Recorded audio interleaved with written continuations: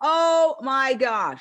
Do we have an extraordinary show for you today? I am so thrilled and honored to introduce straight from Beirut, Lebanon, George Hayek, who is literally changing the world. This man has started the first vegan hospital on the planet at a time when we are in the midst of a pandemic that, let's forget about the crazy laboratory conspiracy theories. All the scientists have concluded that while we can't say, well, we know 100% for sure because where's the videotape, right?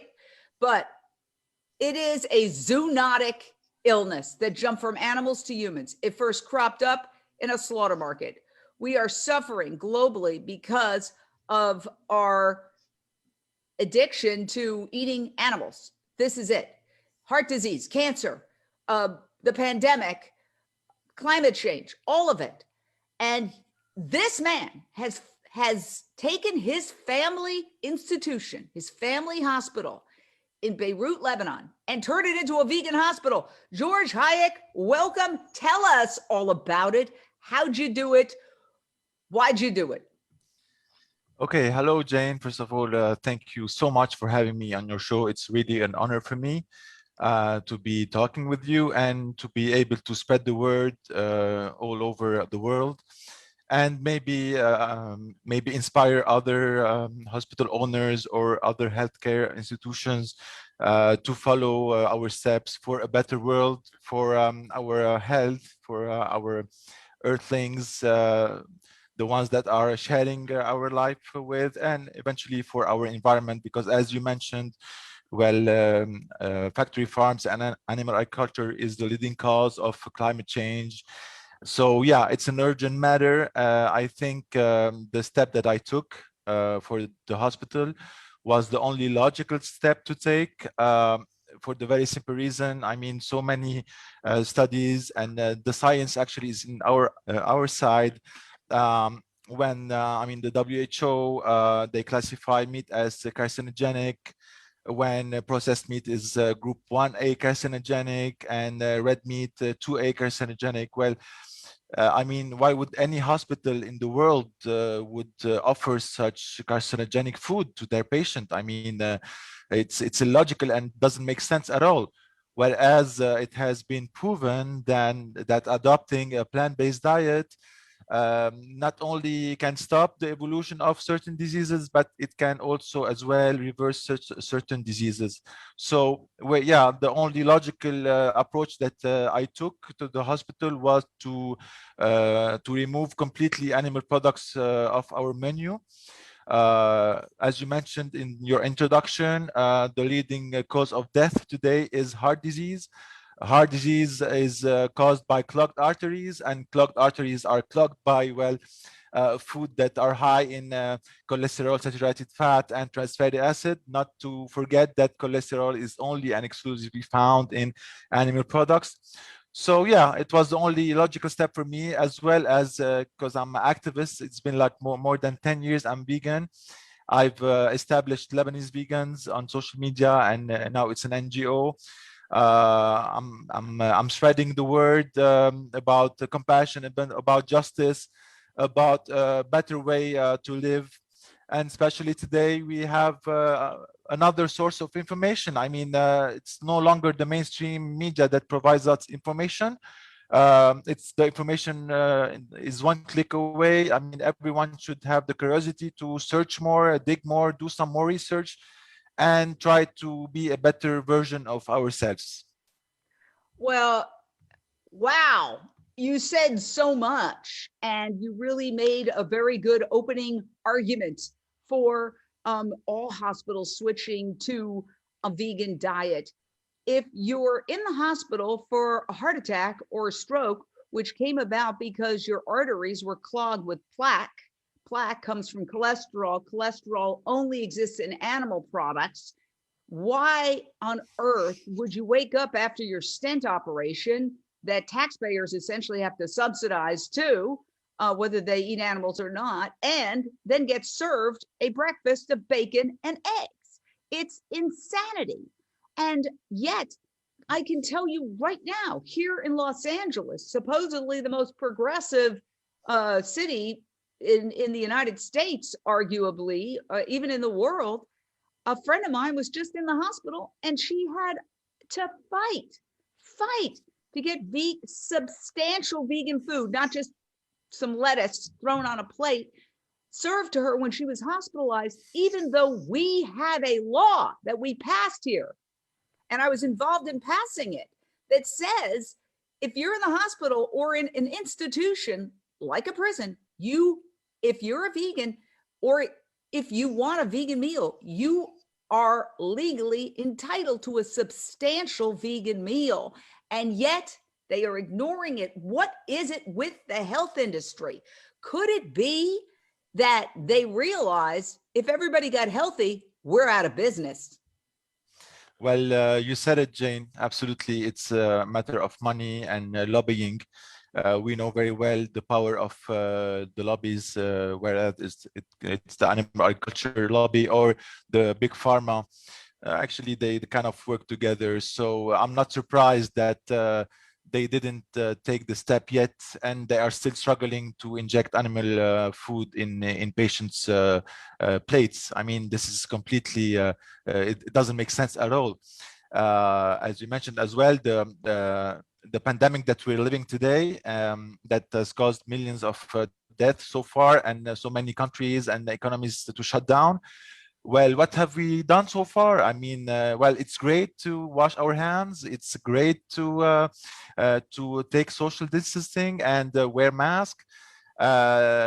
Lockdowns, everything. Those are extremely good measures in order to slow the spread of the pandemic. But what have we done? What are the measures that we're taking to prevent the next pandemic? Well, are we offering some food that are the breeding grounds of pandemics to our patients? This is completely immoral and unethical. So whether it's the COVID today, before it was the SARS, the MERS, HIV, avian flu, swine flu, well, they all came from animals. And as the CDC stated, that 3 out of 4 new or emerging infection in a human come from animal. Well, what are we supposed to do in order for us to prevent 75% of the risk of infection? I mean, if 75% of the risk of infections come from animal, shouldn't we leave animals alone and stop exploiting them, whether for food or for clothing or for any other product that is? So I mean, whether it's the WHO stating that as long as we eat animals, there will still be some risk of infection, or stating meat as carcinogenic, same group as tobacco, you know, or the CDC stating that 3 out of 4 new emerging diseases come from animals. What are the measures that we are taking to prevent the next pandemic? I really don't know. It's really absurd how governments and basically everyone is turning a blind eye to the elephant in the room. It's excellent to take measures to slow the spread of the pandemic, but nothing has been done to prevent the next one. This is really a shame. So I really think that change come from within. As myself, I am fortunate enough to have a family business, a family hospital. So I implied what I preach, whether on a personal level or through Lebanese Vegans, to apply it in my business, in my line of business. And I really urge everyone to do the same in his own business, whether it's a hospital or a supermarket or anything. Just remove the sources of pandemic, remove the sources of heart disease, remove the sources of colon cancer, prostate cancer, breast cancer, hypertension. Well, hospitals are full of patients suffering of what, Jane? They are suffering from diseases that are caused by eating animal products. I mean, no one suffered from clogged artery after eating hummus, you know, or a decent salad, or some good Lebanese vegan food by default. I mean, so yeah, if I look around, whether it's my hospital or the hospital all over the world, they are filled with patients suffering from cancer, from heart disease, from hypertension, from diabetes. So yeah, the only logical step is that all hospital, not only should they offer options like plant-based options, they should omit completely carcinogenic food from their meal. I mean, would it make sense for them to offer like cigarettes in their premises? Cigarettes is carcinogenic. It has been classified in the same group as red meat, as, excuse me, processed meat, and meat in general has been classified not by me, not by Lebanese Vegan, not by Hayek Hospital, not by you, Jane, but by the WHO. Again, man, you are making the great arguments that need to be made globally. This conversation should be happening on major television networks in the United States, Europe, and all around the world. But look at the advertisers. Why do you think they don't talk about it? Meat, dairy, pharmaceuticals. We all know the pharmaceutical industry would collapse if people started eating plant-based. They wouldn't need the cholesterol lowering because there's no cholesterol in plants. They wouldn't need the erectile dysfunction pills, which supposedly every guy over 50 now is in the Western world. How sad. And yet, yes, Jane, I would add something to you. Sure, if you may, concerning the point that you just raised.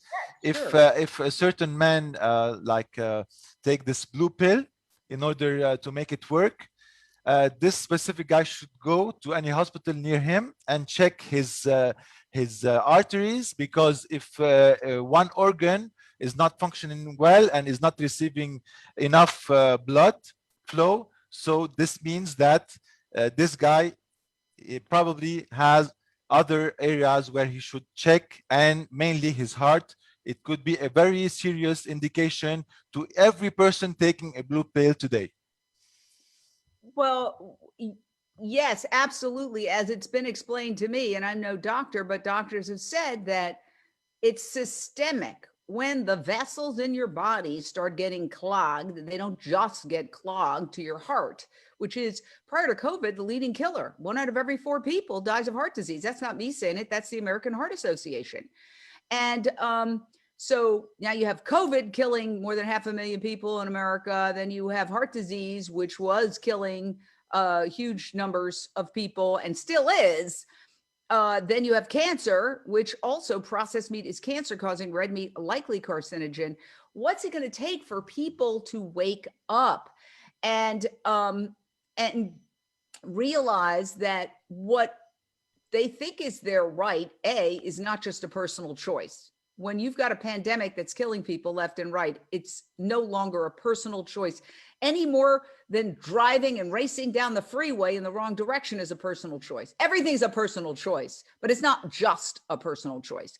The ramifications are enormous.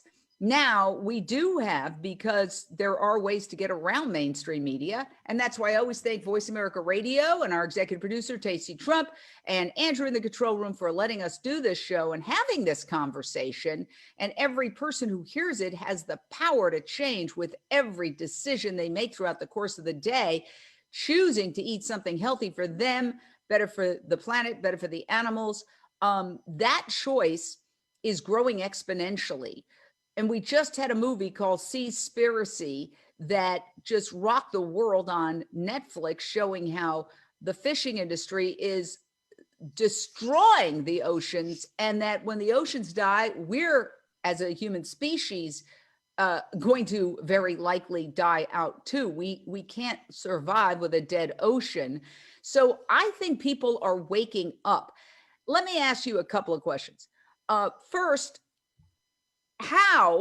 we've got so many people on hold. My gosh, my apologies, people. I got so wrapped up with George's amazing, powerful opening statement. Let's go to Steve on hold. Your question or thoughts, Steve? I think it's great. Thanks a lot, Jane. You're doing a great job. And Mr. Hayek, that's awesome. I mean, it sounds like you really want to heal people. I agree what the tobacco, what you're saying about tobacco. We need a Surgeon General's warning like we have with cigarettes. Is there any progress on that? Well, let me say, because I'm here in the United States, and what George is doing is extraordinary in Beirut, Lebanon. I hope it spreads throughout the world. I really do. We're going to talk about that. But unfortunately, government is kind of held hostage by the meat and dairy and pharmaceutical industry. The head of the USDA, the U.S. Department of Agriculture, is a dairy industry trade person. He's pushing dairy. I mean, that was his business. And he served in the Obama administration, then he became the head of a dairy trade group. And that now he's back as the head of the USDA, Tom Vilsack. That's not promising. They talk about the Paris Climate Accords, but they're not addressing animal agriculture. So unfortunately, our government has been co-opted by the meat and dairy and pharmaceutical industry. This is one reason why I really fight to support something called the Agriculture Fairness Alliance, which fights to get lobbyists in the halls of Congress to push for ending subsidies to big ag and animal ag and giving subsidies to farmers who want to transition out of animal agriculture. Let's go to Patty. Patty, you're on hold. Your question or thought? Hey, Jane. First, I want to say thank you so much for all that you guys are doing. These are like my people, and I so appreciate you guys. I just wanted to share a personal story. So I moved my father down here about 2.5 years ago in Florida to help my mother take care of him. He was basically almost in stage 5 renal failure. So as a family, we were asked just last year during the pandemic to start attending diabetic conferences and what we need to do for dialysis treatment, because we were going to be deciding whether he's going to be doing it at home or at a center. So as a family, we had to go to start training, right? So we started doing it online, and the first thing the nurse asks everyone that's on the Zoom call and on the meetings is, okay, everybody here kind of sort of raise your hand, let me know in a way if you all have dairy in your life. Basically any kind of cheese. This includes yogurt. This includes ice cream. And of course, almost everyone answered except for my father and I believe one other person.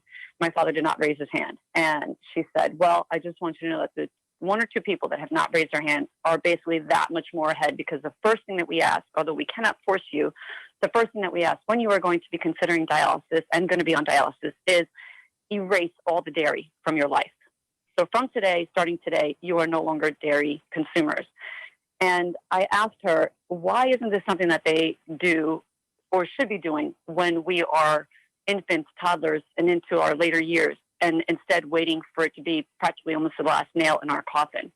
If we are being told to take dairy out of our lives when we are almost basically on our last leg of closer to death, why aren't we doing this sooner? And she couldn't answer it, but she said basically that my father and the one other person was so lucky, because not only do most people die much sooner than they should while on dialysis, that she feels very sad for the seniors, because they have been so brainwashed to think that yogurt especially is basically a healthier meal substitute for them.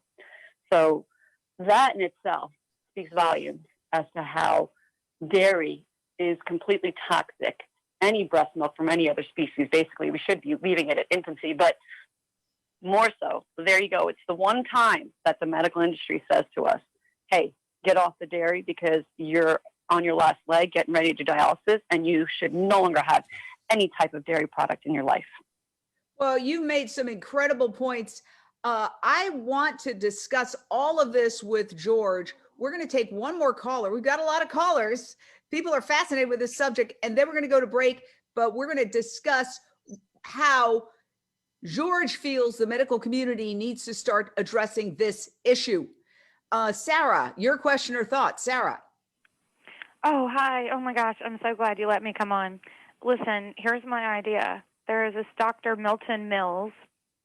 Get him and all the other vegan doctors, Dr. Neil Barnard, and get the coalition together, and you get all the money together, and you just start taking over hospitals. And so all the vegan doctors, they take over one hospital, and then everybody goes there and gets cured, and then they see, oh, wow, okay, this works. And then that way you take them down little by little, and then it's a domino effect. But I just think it's a good idea because these doctors are all in different places, and I know they don't want to move, but I still think we need a hospital with all vegan doctors, and that way they can actually heal their patients. Sarah, you've raised so many points. Okay, we've just raised like a million points we need to discuss. We're going to take a short break on Voice America Radio, but we're going to stay live on Facebook. Well, we're live on Facebook. We once again are talking to George Hayek, who is the head of the first vegan hospital. He is live in Beirut, Lebanon. We are talking to him. We are so thrilled. We really want this to spread, but so many questions raised. A, getting back to Patty's point, why is it that these institutions seem to know, and yet I can go into the hospital with a sprained finger and a doctor will try to make it about the fact that I'm vegan. And I say, well, what about all the people on the gurneys out there who look like they're on death's door? They're not vegan. Do you make it about the fact that they eat meat? The institutional bias. Can you address that, George? Okay, listen, Jane, there's one important point I would like to raise today with you is that we live in a world where we are excellent in dealing or in treating like symptoms. Okay, so I mean, if you have a headache, you'll take a painkiller. But did you ever like search why do you have a headache in the first place? You visit the hospital because you have some artery that are clogged and you need to open up with the cardiologist. This cardiologist will do his job and open up your artery. He's going to send you back home with some medication and that's it. He will not tackle like the source of the problem. I think it's about time for us and for everyone to tackle the source of the problem, not just treat symptoms. I mean, it's excellent to treat the symptom, but the problem itself, the source of the problem, hasn't been tackled. So it's well about time for all institutions, healthcare institutions, hospitals, not just to like, yeah. We're coming back right now. You are listening to Jane Unchained. To reach the show today, call in to 1-866-472-5795. That's 1-866-472-5795. You may also send an email in to JaneUnchainedNews@gmail.com. Now back to the show. We are so delighted here at JaneUnchained.com and Voice America Radio to be talking to George Hayek. He is live from Beirut, Lebanon, where he has opened. It's a family hospital that's existed for quite a while, but he has transitioned it and turned it into a vegan hospital where all the patients get vegan meals when they get out of surgery, when they're admitted. So let me ask you this crucial question, because everybody seems to be saying, all our callers, hey, why don't other hospitals do this? How did you do it? How did you transition? Are all your doctors vegan? Did you get some pushback? Because I would guess some people would be like, how dare you make me do this? I'm not. How did you You are absolutely correct. You are absolutely correct, Jane. I won't lie to you, I had some opposition, even within the hospital, even within some of the doctors. But as you know, the majority of the doctors are meat eaters and dairy drinkers. So in order for them to acknowledge this issue, it was like a bit frustrating for them. But what I did as a manager of the hospital is that I didn't do it like overnight. I decided to undergo like a transition phase. It took like almost a year to reach to what we reached today, to remove completely animal products from our plates. What we did during this transition phase is that with Lebanese vegans, we've conducted several seminars, conferences, training regarding our medical staff, nursing staff, and management administration as well, so that they will be prepared to our final transition. We were trying to spread awareness, education on why we are switching our hospital into offering only plant-based meal. Those training sessions were extremely helpful because it turned a lot of people's opinion on the matter. Once you educate more, you are sure to receive more positive feedback on the matter. And especially our dietitian is vegan, and she's working hard every day with our kitchen to provide our patients with the best well-balanced meals.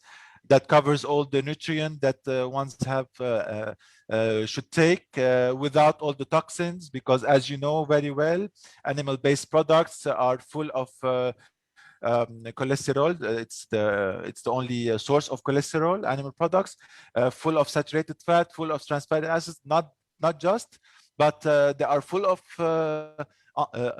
antibiotic and growth hormones. Why is that? Because they are all confined all together, and if one animal is sick, all the animals are sick. This is why they are taking systematic injections of antibiotics. So at the end, we are eating nasty stuff. If we continue the way we continue today, in the near future, we will be facing an extremely difficult situation where, like, a normal seasonal flu won't be able to be cured by normal antibiotic. Superbugs are emerging, and it's really not looking good for humanity. I mean, so yeah, I had some opposition at the hospital, but after this year of transitioning, of training, of education, of spreading awareness, I got the majority backing me up, supporting me, and they are okay with what I'm doing. Although not all of my doctors are vegan, I'm still working on that, but I'm getting there slowly but surely. Well, this is extraordinary. Now, my question to you is, how do we spread this to the rest of the world? First of all, I would like to suggest that you do commission a documentary. Just have somebody follow around with a camera and document the stuff that comes up.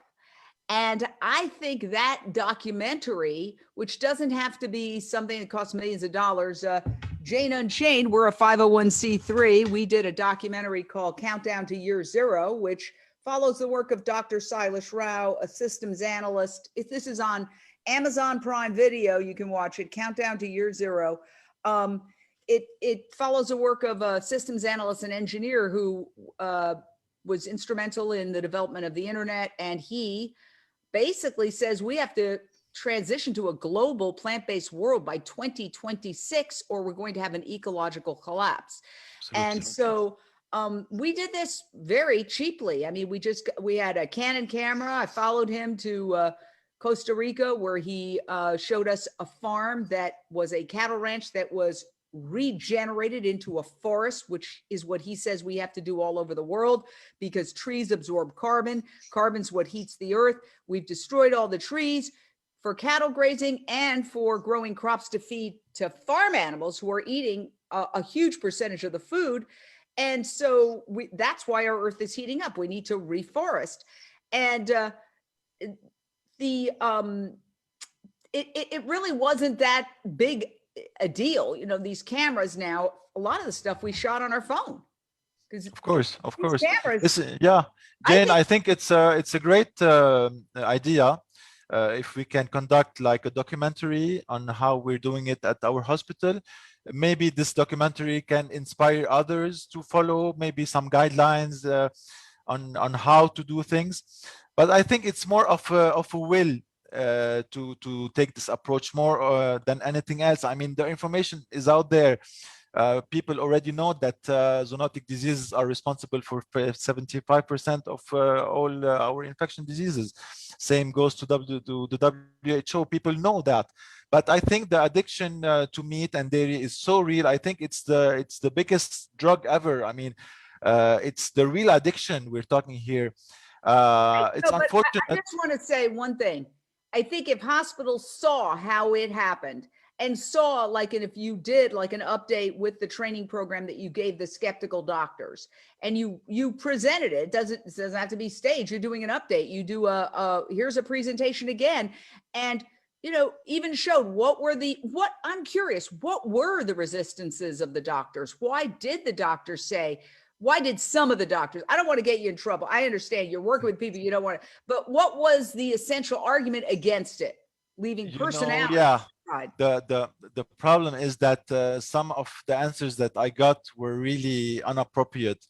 I mean, some of the doctors, well, they just told me, you know what, already the people that comes to the hospital, they're already sick and they're suffering. So the last thing that they can enjoy is a good steak or a good meal. So this is it was like outrageous for me to listen to such argument from a doctor who is supposed to heal patients. I mean, so yeah, I had some of those nasty comments, but throughout the education, throughout spreading the truth, basically, there weren't much of resistance because the truth is in our side. So yeah. So wait a second. So you already hit another great point, because people think this is a sacrifice. The best tasting food in the world is vegan. I mean, Absolutely. I love food. And at JaneUnchained.com, we post a daily recipe with a video. And in the 4.5 years we've been doing it, we've never repeated a recipe. We have lasagna. We have, right now, we just did a vegan lasagna, traditional Indian snack, veganized, as well as turning a stir fry into a superfood stir fry. Tons of just incredible dishes. Absolutely, Jane. It has been quite an enjoyable journey for me and my fiance.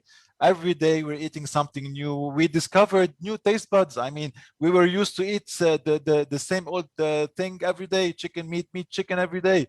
So now we discovered a whole new era of new taste buds that we didn't even thought about, that we might enjoy such kind of food mixed together. And it's it's challenging to veganize some already existing meat dish, so that we can show everyone that, well, we can eat very well, extremely delicious meals without having a flesh on our plate. As you know, the flesh doesn't have any taste. It's how you marinate the flesh, it's how you spice it up. So you just replace the flesh with some mushroom or some tofu or some soy chunks, and you're good to go. Now, let me ask you, what has the reaction been of the doctors who were hesitant, saying, well, they deserve their last meal to be a steak or whatever they said, and the patients? I mean, look, hospital food is not renowned for being tasty. I can't tell you how many times I've been to the hospital over the course of my life where I see people who are hospitalized. I've never spent a night in the hospital my whole life, but I see people who are hospitalized and their tray is right there. They're not touching any of that food. It looks like, you want some? No, thanks. I'll pass.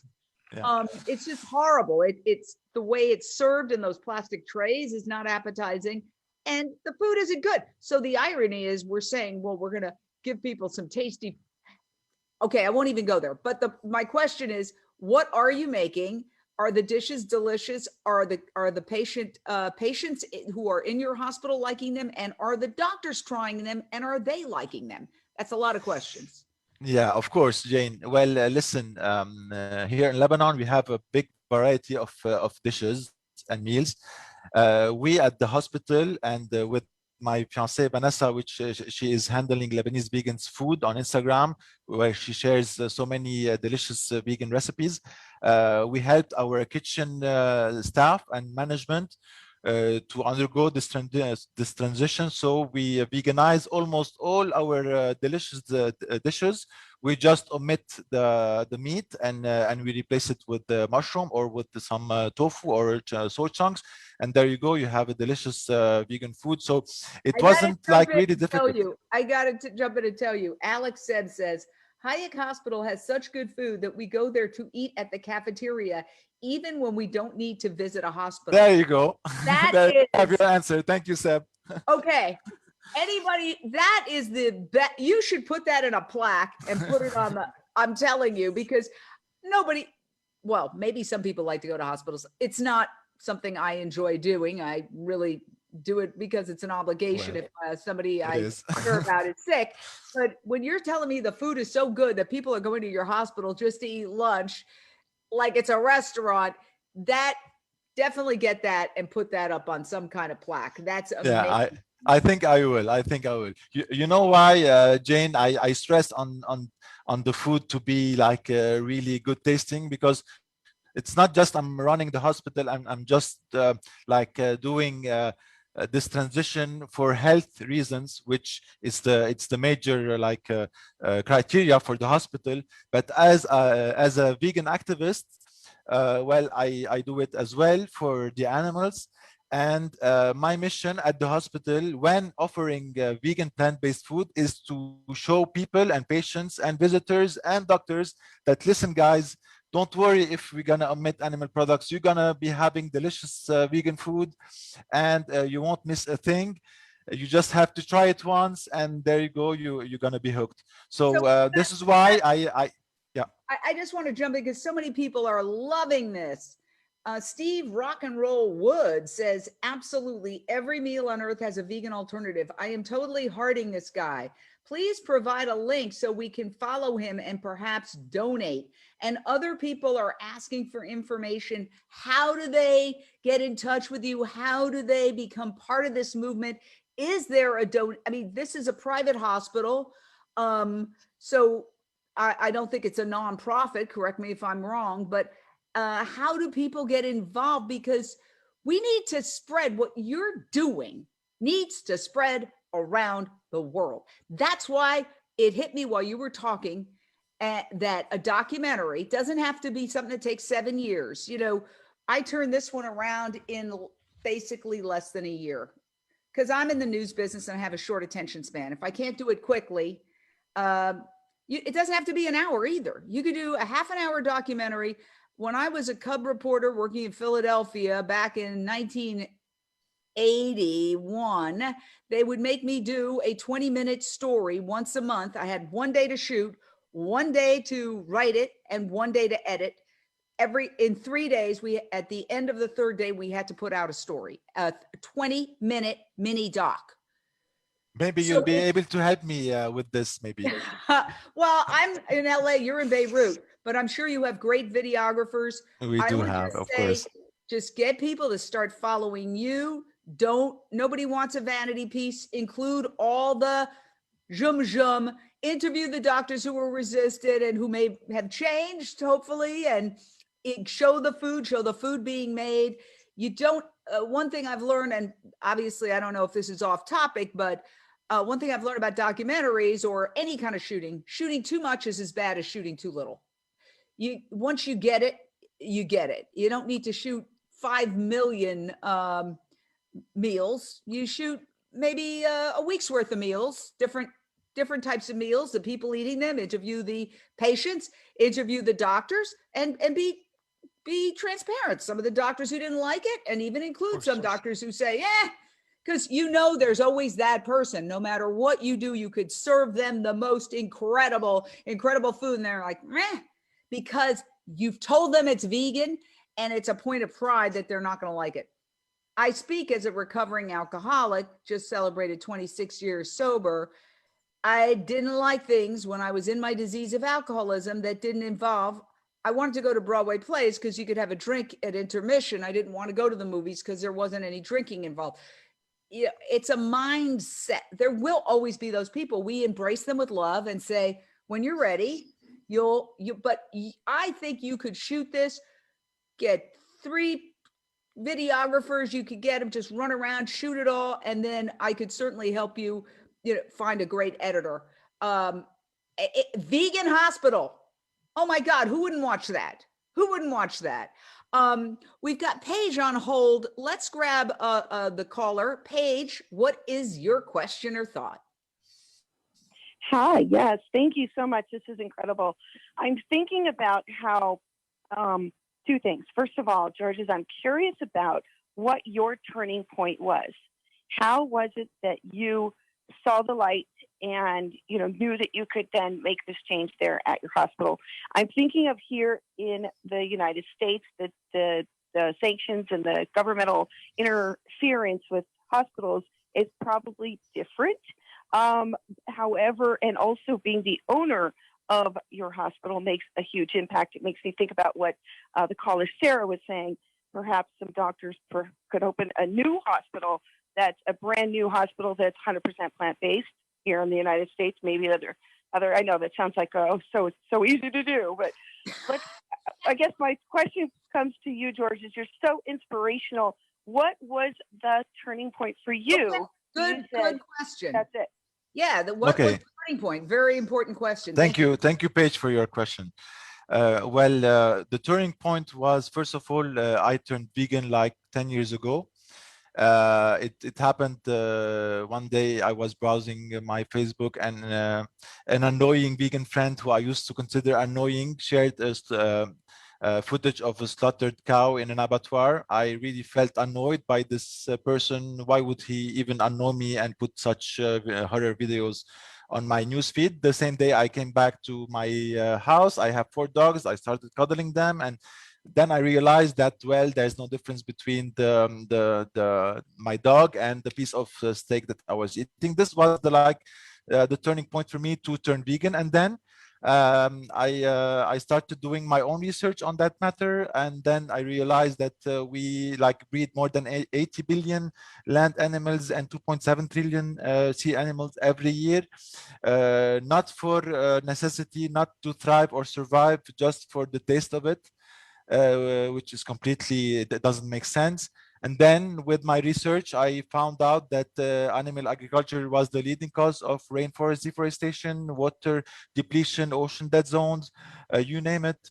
And then with my research, I found out that the CDC stated that 75% of our infectious diseases come from animals, naming MERS, SARS, swine flu, avian flu, HIV, Ebola. So, and then came up the WHO classifying meat as carcinogenic. So all those were for me like turning points to turn the hospital into an institution that doesn't serve the same food that made our patient enter the hospital in the first place. Well, I have to say, Ida Khoury says fundhope.com campaign. So there is the Lebanese Vegan Center, the Lebanese. Yeah. Tell us about that. Tell us about Yes, the I'm going to animal tell you rights all about and it. the vegan movement in Lebanon, because this is a global movement. People Yeah. like to say, oh, this is some sort of elitist movement, and it's for people who live in Brooklyn and Venice, California. I happen to live right near Venice, California, but in Mexico City, there are more than 80 vegan restaurants. Yeah. Berlin is like a vegan mecca. England's becoming a vegan mecca. Costa Rica, it's all over the world. I don't want to leave anybody out. I was in Taiwan, and it's an incredible Amazing. vegan community. What's happening in Lebanon? Okay, so what happened is that after the unfortunate explosion in Beirut on the 4th of August, as you probably have heard, more than 200 casualties and more than 2,000 people were injured and left homeless. Right after this unfortunate blast, Seb, Alex, and I and many Lebanese activists joined forces in order to create like a relief food program to all those who got hurt from the blast. And believe me, it was like really a big number of people who were really in need of any kind of help, including food. So we started by joining our forces all together, and then we came into a conclusion that this like relief program shouldn't be like only for a few months, but we should try to keep it like a whole year thing. This is when we opted to have a center in Beirut. And this center, with the help of many supporters and many people who have already donated within the link that you just mentioned, we really received a lot of donations. And thanks to those donations, we were able to have this center, this hub. And what we did with this hub is we created a space for all vegans and non-vegans to come over, pass by. We have a vegan cafe. Let me tell you that maybe it's a unique concept, I don't know, but the vegan cafe is absolutely completely free for everyone. So everyone can come over with his family, open up the menu and order some vegan meals for free. Of course, we have a donation box if this person would like to donate or not. It's up to him, but it's completely free. So a free vegan cafe in the center. And we have a vegan boutique. What we are trying to do is to gather all our vegan businesses in Lebanon, the vegan ones who are interested to have a centralized boutique in Lebanon, and what we did is that we lowered our prices compared to other non-vegan grocery stores, because as you know, the grocery stores, with their mission is to make money, and they like find out that a vegan product could be profitable, and now it's trending, so why not like put the high profit on them? And this is why the majority of people think that vegan products are so expensive. So what we do in our center, in our hub, is in the boutique we offer the same products, but with much less profit, just to cover our cost. And there you go, you have a vegan product that doesn't have a bad reputation of being expensive. Another thing at the hub, we have a working space area for all students or any businessman who would like to come over, have a peaceful stay, open up his laptop and work on his business. Same to students, as well as we have a big auditorium where we already hosted our first event. Seb Alex was our first animal rights activist who presented his lecture on that matter. And we have a screening area where we can screen documentaries, and we have so many ideas to spread veganism to Lebanon and abroad and make it accessible to everyone. Well, a couple of things. First of all, wow. And there's one thing I would like to add. The Okay. Vegan Food Relief Program, we're doing this as a weekly basis every Thursday. We cook some delicious plant-based meals, and we distribute it to the less fortunate people who are really in need, who doesn't have any even shelter. They're really homeless. So we're doing this on a weekly basis every Thursday. There's no question about it. Oh my gosh. This is so inspiring. And I think when an idea's time has come, a lot of people start thinking in the same direction. So just coincidentally, first of all, Dr. Silas Rao, who we profile here on Countdown to Year Zero, is working with temples to produce vegan food to give to people who are hungry.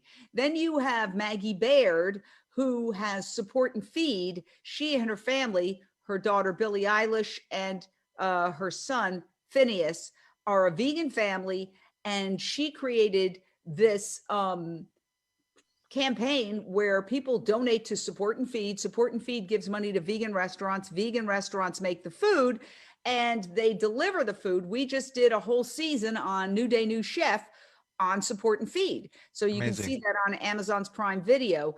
And then we just did, coincidentally, on Jane Unchained, I saw somebody going live with a vegan fridge that they've set up in New York City. And these are popping up all over the country. Beautiful. Where just a refrigerator in a community center is put in there, and everybody puts in vegan food, and anybody can come and take it. And you know what the incredible thing is? Nobody's reported people taking advantage of it, like somebody coming in and just clearing the whole thing out or reselling the food, or everybody, even those who are struggling, will just take an appropriate amount.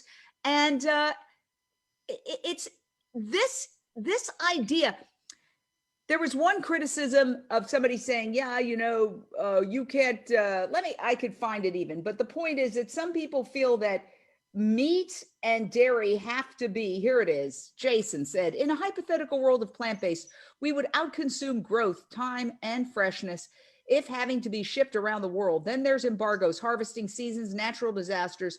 Oh, well, I guess there's bread and pasta. Healthy, not. Now, let me counteract that. First of all, animals are eating the majority of the food we produce in the world. They are also using the majority of the ice-free land, either directly as cattle grazing or the food that's grown to feed 80 billion animals. We're only 7.8 billion humans. What we say is we could live in a world of natural abundance if we stop mass producing animals who just eat so much food. There is plenty of food to feed all people. We're not actually even 9 billion people. That's why Bill Gates recently said we are going to have to switch, rich nations is what he said, to synthetic meat. I believe we all need to switch to synthetic meat, meaning it's his nerdy way of saying we need to go plant-based. But I do applaud the fact that he said that, and he's no dummy. He's saying of course he knows agriculture is not sustainable. And of course, the mainstream media mocked him for saying that. So, Listen, Jane, there's something we should highlight on, is that we are plumbing the resources of our world, and we are busy searching for a life outer space. You know, it's really absurd. We are putting all our money and our efforts into finding some place to live elsewhere, where we could have lived extremely well in our planet. The only thing is that we should take care of it. As you mentioned, we weirdly enough have enough food to feed more than 80 billion land animals every year, so that a few privileged would have a piece of steak on their dinner table, when the majority of people and the people that are selling their grains are starving or dying from hunger. Today we have 7.6 billion, the population of the world. More than 1 billion are hungry. So how come we have enough food to feed 80 billion land animals, and we do not have enough food to feed those 1 billion hungry and starving people? So this is why I consider that eating meat is a crime to the animals, as well as it's a crime towards a human being. And then again, mentioning the personal choice argument, well, I'm really sorry, but it's not a personal choice to take someone else's life. It's not a personal choice to create pandemics. It's not a personal choice to plumb the resources of our planet. It's not a personal choice well, you name it. You name it. well, I have to say, you're one of the most compelling spokespeople for our movement that I've come across lately. I want you to do that documentary, because I want you I to promise. and include all these arguments. What you just said, it's not a personal choice to start a pandemic. It's not a personal choice to take the life of another being. I was a crime reporter for decades. What's the definition of homicide? The unnecessary taking of another life, not in self-defense. Absolutely. Now, When it's completely unnecessary, then this is the crime by itself. When eating meat today is not for survival, so this is a crime by definition. We are just taking a life because we like the taste of it. now let me say this. I do deal a lot with the Physicians Committee for Responsible Medicine, more than 12,000 medical professionals, doctors, nutritionists here in the United States who are all vegan. And I don't know if you work with them, but I would love to introduce you to them, because you guys are. Actually, I would love to connect with them. They were one of my source of inspiration, Dr. Neil Bernard and all his team. They're really inspirational, the team and doctors and physicians.